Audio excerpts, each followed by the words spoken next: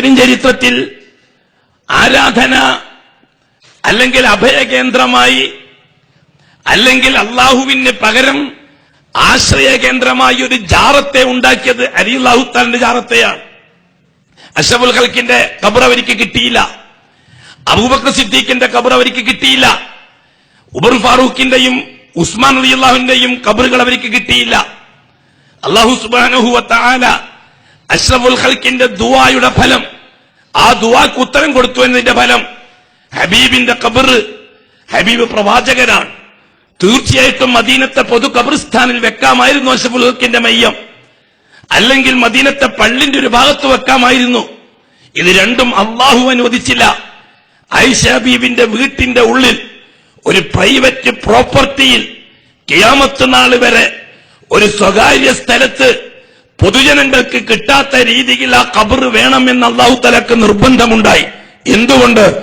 അല്ലാഹുവിന്റെ റസൂൽ ദുആ ചെയ്തിട്ടുണ്ട് അവസാന നാളുകളിൽ, അല്ലാഹുവേ എന്റെ മരണത്തിന് ശേഷം എന്റെ ഖബർ നീ ഉറൂസ് പറമ്പാക്കിയേക്കല്ലേ അല്ലാ, ഉത്സവ പറമ്പാക്കിയേക്കല്ലേ അല്ലാ, നേർച്ച പറമ്പാക്കിയേക്കല്ലേ അല്ലാ. അല്ലാഹുമ്മ ലാ തജ്അൽ ഖബ്രി വസനൻ യുഅബദ്. സമൂഹം പരാതിയുമായി ആവലാതിയുമായി വരുന്ന കേന്ദ്രം എന്റെ ഖബറാക്കിയേക്കല്ലേ അല്ലാ. അല്ലാഹു ആ ദുആക്ക് ഉത്തരം കൊടുത്തു. അതുകൊണ്ട് തന്നെ അഷ്റഫുൽ ഖൽഖിന്റെ ഖബർ ആയിഷത്തു സിദ്ദീഖിന്റെ വീട്ടിൽ അടക്കം ചെയ്തു.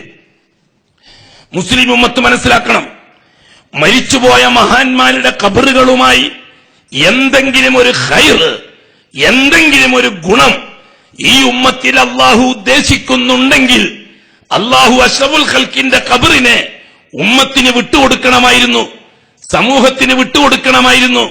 പൊതുസ്ഥലത്ത് ആ ഖബർ വെച്ചുകൊണ്ട് ആ ബർക്കത്തെടുത്തോളാൻ സാധാരണക്കാരന് അവസരം ഉണ്ടാക്കി കൊടുക്കണമായിരുന്നു. അള്ളാഹു തആല ചെയ്തില്ല. ആയിഷത്തു സിദ്ദീഖക്ക് 19 വയസ്സുണ്ട്. അഷ്റഫുൽ ഖൽഖ് വഫാത്താകുമ്പോൾ 19 വയസ്സുള്ള ആയിഷത്തു സിദ്ദീഖിന്റെ വീട്ടിന്റെ ഉള്ളിലാണ് ആ ഖബറുള്ളത്. ആയിഷത്തു സിദ്ദീഖ വഫാത്താകുന്നത് 60ഓ 70ഓ വയസ്സിലാണ്. അതായത് റസൂലുള്ള വഫാത്തായിട്ട് ഏതാണ്ട് 50-60 കൊല്ലത്തോളം, 50ഓ 60ഓ വർഷം ആയിഷത്തു സിദ്ദീഖ താമസിച്ചത് ആ വീട്ടിന്റെ ഉള്ളിലാണ്. എന്ന് വെച്ചതിന്റെ അർത്ഥം, ഒരാൾക്ക് അഷ്റഫുൽ ഖൽഖിന്റെ ഖബർ കാണണമെന്നുണ്ടെങ്കിൽ, അതൊന്ന് തൊടണമെന്നുണ്ടെങ്കിൽ, അതൊന്ന് മുത്തണമെന്നുണ്ടെങ്കിൽ ആയിഷത്തു സിദ്ദീഖിന്റെ സമ്മതമില്ലാതെ ആ വീട്ടിൽ കയറാൻ പറ്റൂല. നിങ്ങൾക്ക് തോന്നുന്നുണ്ടോ ആയിഷ ബീവിയുടെ സമ്മതമില്ലാണ്ട് അതിക്രമപരമായി ആ വീട്ടിന്റെ ഉള്ളിലേക്ക് ഏതെങ്കിലും ഒരു ഭക്തൻ കയറി ചെല്ലുമെന്ന്? ആയിഷ റളിയല്ലാഹു തആല അൻഹയോട് ചോദിക്കാണ്ട് ആയിഷ ബീവിന്റെ വീട്ടിലേക്ക് കയറി ചെല്ലാൻ ധൈര്യമുള്ള ആരാണ് ആ കാലഘട്ടത്തിലുള്ളത്? ബഹുമാനപ്പെട്ട അഷ്റഫുൽ ഖൽഖിന്റെ ഖബറും ആയിഷത്തു സിദ്ദീഖിന്റെ ബെഡ്റൂമും അടുത്തടുത്തല്ലേ ഉള്ളത്? ആ വാതിൽ എപ്പോഴും വിരിയിറക്കിക്കൊണ്ടിരിക്കുകയല്ലേ? ഏത് സഹാബിക്കാണ് ധൈര്യം ആ വീട്ടിനുള്ളിലേക്ക് കയറിയിട്ട് അഷ്റഫുൽ ഖൽഖിന്റെ ഖബറൊന്ന് കാണാൻ, അഷ്റഫുൽ ഖൽഖിന്റെ ഖബറൊന്ന് തൊടാൻ? ഏത് സഹാബിക്കാ ധൈര്യം? സുദീർഘമായ 50 കൊല്ലം, അരനൂറ്റാണ്ട് കാലം ആരോരും കാണാതെ, ആരോരെയും തൊടാൻ അനുവദിക്കാതെ, ആരെയും മുത്താൻ അനുവദിക്കാതെ, ആരോരെയും തവാഫ് ചെയ്യാൻ അനുവദിക്കാതെ ആയിഷ ബീബിന്റെ വീട്ടിന്റെ ഉള്ളകത്ത് സൂക്ഷിക്കുകയായിരുന്നില്ലേ അഷ്റഫുൽ ഖൽഖിന്റെ ഖബർ? ഇതെന്താ സമുദായം തിരിച്ചറിയാത്തത്? ഇതെന്താണ് ഉമ്മത്ത് തിരിച്ചറിയാത്തത്? മരിച്ചുപോയ മഹാന്മാരുടെ ജാറവുമായി എന്തെങ്കിലും ഒരു ഗുണം ഈ ഉമ്മത്തിനുണ്ടെങ്കിൽ ഏറ്റവും നല്ല ഗുണം അഷ്റഫുൽ ഖൽഖിന്റെ ഖബർ കൊണ്ടല്ലേ കിട്ടേണ്ടത്? അഷ്റഫുൽ ഖൽഖിന്റെ ഖബറിനേക്കാൾ വലുതാണോ ഇന്ന് ലോക്കൽ ഈ നാടൻ രീതി അനുസരിച്ച് ഗ്രാമങ്ങൾ അടക്കം ചെയ്ത മഹാന്മാരും തങ്ങന്മാരെയും ബീവിമാരെയും ഖബറുകൾ? അഷ്റഫുൽ ഖൽഖിന്റെ ഖബറിനേക്കാൾ വലുതാണോ? അഷ്റഫുൽ ഖൽഖിന്റെ ജാറത്തേക്കാൾ വലുതാണോ? എന്തുകൊണ്ട് അല്ലാഹു തആല അഷ്റഫുൽ ഖൽഖിന്റെ ഖബർ ഈ ഉമ്മത്തിന്റെ പൂർവികന്മാർക്ക് വിട്ടുകൊടുത്തില്ല? അത് ദീനുൽ ഇസ്ലാമിൽ പെട്ടതല്ല എന്ന് പഠിപ്പിക്കാൻ വേണ്ടിയിട്ടാണ്. രണ്ടാമത്, അബൂബക്കർ സിദ്ദീഖ് റളിയല്ലാഹു അൻഹു വഫാത്തായി. അല്ലാഹു തആല ഈ ഉമ്മത്തിൽ ഏറ്റവും അഫ്ളു ഹാദിഹിൽ ഉമ്മത്തി ബഅദ നബിയിഹാ അബൂബക്കർ സിദ്ദീഖ്, ഈ ഉമ്മത്തിൽ ആ ഉമ്മത്തിന്റെ പ്രവാചകന് ശേഷം ഏറ്റവും ശ്രേഷ്ഠമായ ആള് അബൂബക്കർ സിദ്ദീഖാണെന്ന് ഹബീബായ മുത്തിന്റെ നാവ് കൊണ്ട് വഹയിന്റിൽമായിട്ട് പറഞ്ഞെന്ന കാര്യമാണ്. ആ അബൂബക്കർ സിദ്ദീഖിന്റെ ഖബറെങ്കിലും മാലോകർക്ക് വിട്ടുകൊടുക്കാമായിരുന്നില്ലേ? അത് മദീനത്തെ പൊതു ഖബർസ്ഥാൻ അടക്കാമായിരുന്നില്ലേ? എന്താ മദീന ജൂതന്മാരുടെ നാടല്ല, നസാറാക്കളുടെ നാടല്ല, മുശ്രിക്കീങ്ങളുടെ നാടല്ല. 100% മോമിനീങ്ങൾ മാത്രമുള്ള നാട്, 100% ഹറം ഭൂമി. അവിടെയല്ലേ മസ്ജിദുൻ നബവിയിലുള്ള മദീനത്തുൽ മുനവ്വറയിലുള്ള ഖബർസ്ഥാൻ? അബൂബക്കർ സിദ്ദീഖിന്റെ ഖബർ അവിടെ വെക്കാമായിരുന്നില്ലേ? അള്ളാഹ്ക്ക് നിർബന്ധമുണ്ട് അബൂബക്കർ സിദ്ദീഖിന്റെ ഖബർ കൊണ്ടും ഈ ഉമ്മത്ത് കളിക്കാൻ പാടില്ല എന്ന്. ഞാൻ ചോദിക്കട്ടെ എന്റെ സമുദായത്തോട്, ഉലമാക്കളോട്, ഉമറാക്കളോട്, മരിച്ചുപോയ മഹാന്മാരുടെ ഖബറുകളിൽ എന്തെങ്കിലും തരത്തിലുള്ള പുണ്യം നേടാനുള്ള ഒരു വഴി ഇസ്ലാം അനുവദിച്ചിട്ടുണ്ടെങ്കിൽ ആ പുണ്യം അബൂബക്കർ സിദ്ദീഖിന്റെ ഖബറിലൂടെ ഈ ഉമ്മത്തിന് അനുവദിക്കേണ്ടതായിരുന്നില്ലേ? എന്തുകൊണ്ട് അല്ലാഹു തആല അതിന് അവസരം ഉണ്ടാക്കിയില്ല? മൂന്നാമത് വന്നത് ഉമർ ബിൻ ഖത്താബ് റളിയല്ലാഹു അൻഹു ഷഹീദായി. ആ ഉമർ റളിയല്ലാഹു അൻഹുവിന്റെ ഖബറിന്റെ പോരിശ ആ ഖബറെങ്കിലും മുത്തിമണത്ത് ബർക്കത്തെടുക്കാൻ മസ്ജിദുൻ നബവിയിലെ പൊതു ഖബർസ്ഥാനായ ബഖീഉൽ ഖർഖത്തിൽ വെക്കാമായിരുന്നില്ലേ? അതിനും അല്ലാഹു തആല അനുവദിച്ചില്ല.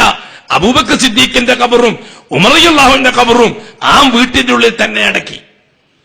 ലോകാവസാനം വരെ ഇന്നും ഇനി അങ്ങോട്ടും അഷ്റഫുൽ ഖൽഖിന്റെ ഖബറൊന്ന് കാണാനോ, അതൊന്ന് തൊടാനോ, അതൊന്ന് തവാഫ് ചെയ്യാനോ, അതൊന്ന് മുത്താനോ, അതിൽ നിന്ന് കുറച്ച് പൊടിമണ്ണ് വാരാനോ ലോകാവസാനം വരെ ഒരു ശക്തിക്കും കഴിയാത്ത രീതിയിൽ അല്ലാഹു സുബ്ഹാനഹു വ തആല ആ 3 ഖബറുകൾ അതിന്റെ ഉള്ളിൽ അടക്കം ചെയ്തു.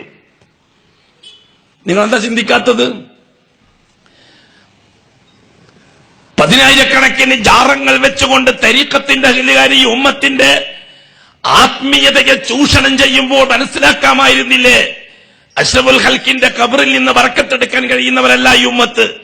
അബൂബക്കർ സിദ്ദീഖിന്റെ ഖബറിൽ നിന്നും ബർക്കത്ത് കിട്ടൂല, ഉമറുൽ ഫാറൂഖിന്റെ ഖബറിൽ നിന്നും ബർക്കത്ത് കിട്ടൂല.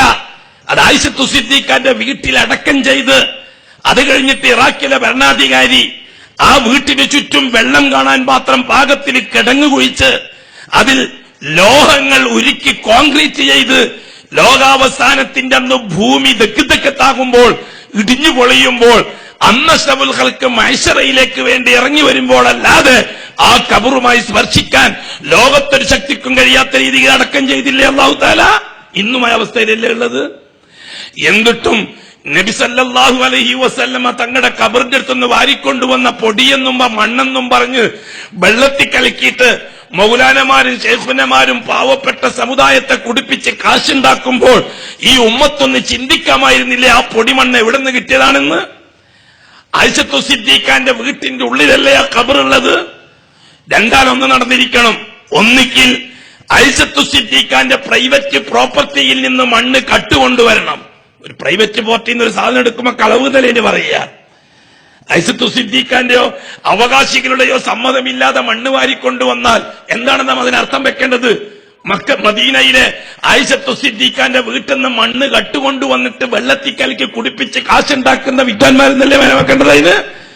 അല്ലെങ്കിൽ പിന്നെ എന്ത് സംഭവിക്കണം? ആ ഖബറിന്റെ ഉള്ളിലേക്ക് കയറാൻ ലോകത്ത് ഖിയാമത്ത് നാള് വരെ ആ ഹബീബായ മുത്തിനെ അടക്കം ചെയ്ത 2 മീസാങ്കല്ലുള്ള ഖബർ കാണാൻ, അബൂബക്കർ സിദ്ദീഖിന്റെ ഖബർ കാണാൻ, ഉമറുൽ ഫാറൂഖിന്റെ ഖബർ കാണാൻ, അതൊന്ന് മുത്താൻ, അവിടുന്ന് ഒരു പിടി മണ്ണ് വാരാൻ ലോകാവസാനം വരെ ഒരാൾക്കും സാധിക്കാത്ത രീതിയിൽ കിടങ്ങ് കുഴിച്ച് മതില് കെട്ടി ബന്ദ് ചെയ്തില്ലേ അല്ലാഹു തആല? അതിന് ഏർപ്പാടുണ്ടാക്കിയില്ലേ? അഷ്റഫുൽ ഖൽഖ് വഫാത്തായിട്ട് കൃത്യം 60-70 കൊല്ലമാകുമ്പോഴേക്കും ഈ സംവിധാനം നടന്നില്ലേ? അതിനുശേഷം ആരാണ് അതിന്റെ ഉള്ളിലേക്ക് പ്രവേശിച്ചത്? ആരാണ് ആ ഖബറിന് ശേഷം കണ്ടത്? പിന്നെ എങ്ങനെയാണാവോ ആ ഖബറിന്റെ ഗേറ്റിൽ നിന്നിട്ട് ഒരു മൗലാന ടിക്കറ്റ് കൊടുക്കുന്നത്? ഏത് ഖബറിന്റെ ഗേറ്റിനാണാവോ? ഏത് ഖബറിന്റെ ഗേറ്റിൽ നിന്നിട്ടാണ് പോകുന്നവർക്കെല്ലാം പാസ് കൊടുക്കുന്നത്? അതെ, ഞാൻ നേരത്തെ സൂചിപ്പിച്ചല്ലോ, സൂഫിയത്തിന്റെ പേരും പറഞ്ഞ് കപട ആത്മീയത തലയിൽ അടിച്ചു കയറ്റി സാധാരണക്കാരനെ അരപ്പിരാന്തന്മാരാക്കി നിർത്തിയാൽ മൗലാനമാരുടെ എന്ത് കള്ളത്തരവും കേൾക്കാൻ മാത്രം പാകമാണ് തലച്ചോറുകൾ. ആ തലച്ചോറ് മാറണം എന്നാണ് നാം പറയുന്നത്. ആ തലച്ചോറ് നിലനിൽക്കരുത് എന്നാണ് നാം പറയുന്നത്.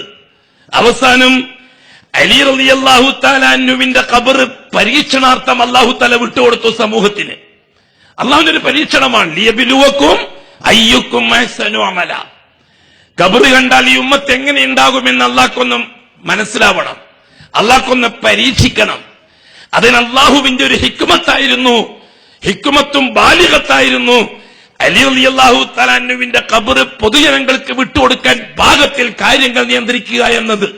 അതെ, അള്ളാന്റെ ഇടപെടൽ കൊണ്ട് തന്നെയാണ് റളിയല്ലാഹു തആലയുടെ കാലത്ത് ഭരണകേന്ദ്രം കൂഫയിലേക്ക് മാറിയത്. ബഹുമാനപ്പെട്ട റളിയല്ലാഹു തആല അൻഹുവിനെ തരീഖത്ത് 2 പിളർന്നു. അലി തരീഖത്ത് 2 പിളർന്നു.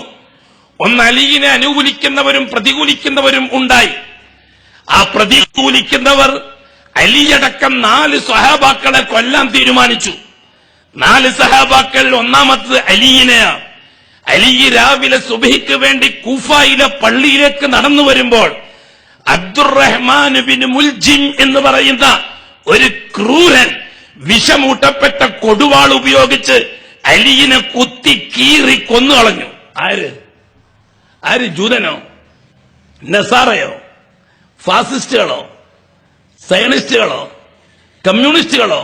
അല്ല, ഈ ഉമ്മത്തിൽ ഖുറൂജിയത്ത് ഉണ്ടാക്കാൻ മെനക്കെട്ട തരീഖത്തിന്റെ അഹ്ലുകാർ, അവരാണ് ഇമാം തന്നെ കൊന്നത്. ആ അലി റളിയല്ലാഹു അൻഹുവിന്റെ ഖബർ വെച്ചുകൊണ്ട് അനുകൂലികൾ ജാറമുണ്ടാക്കി. അലി റളിയല്ലാഹു തആല അൻഹുവിന്റെ പേരിൽ പൂർണ്ണമായ സൂഫി തരീഖത്ത് നിലവിൽ വന്നു. അങ്ങനെ ചരിത്രത്തിൽ ആദ്യമത്തെ കുത്തുബിയത്ത് നിലവിൽ വന്നു. അതാണ് യാ ഇമാം യാ അലി കുത്തുബിയത്ത്.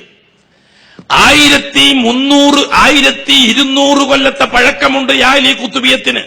നാം സമ്മതിക്കുന്നു. കുത്തുബിയത്തിന്റെ അഹ്ലുകാർ, റാത്തീബിന്റെ ആൾക്കാർ, നിങ്ങൾക്കാണ് പാരമ്പര്യം, ശരിയാണ്, നാം സമ്മതിക്കുന്നു. 1200 കൊല്ലത്തെ പാരമ്പര്യം കുത്തുബിയത്തിനുണ്ട്.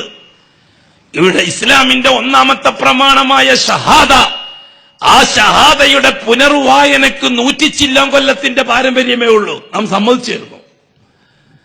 100 കൊല്ലത്തിനിപ്പുറത്താണ് ഇസ്ലാമിന്റെ ഒന്നാമത്തെ കാര്യമായ ഷഹാദ എന്താണെന്ന് ലോകത്തുള്ള ജനം, പ്രത്യേകിച്ച് ഇന്ത്യയിലുള്ള, പ്രത്യേകിച്ച് കേരള, കർണാടക, തമിഴ്നാട് മുതലായ രാജ്യങ്ങളിലുള്ള മുസ്ലിമീങ്ങൾക്ക് തിരിച്ചറിയാൻ തുടങ്ങിയത്. അതുകൊണ്ട് പാരമ്പര്യവാദികൾക്ക് തീർച്ചയായിട്ടും പാരമ്പര്യത്തിന് അഡ്രസ്സുണ്ട്. യാ ഇമാം യാ അലി കുത്തുബിയത്ത് നിലവിൽ വന്നു. എന്താണ് സംഭവം?